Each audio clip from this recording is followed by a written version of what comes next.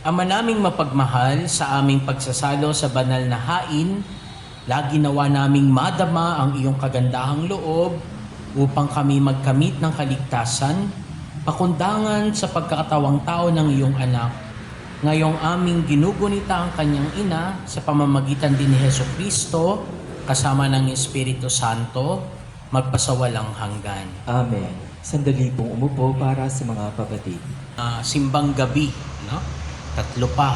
Kaya tuloy-tuloy po ng ating pakikipaglakbay sa ating mahal na ina sa paghahanda natin para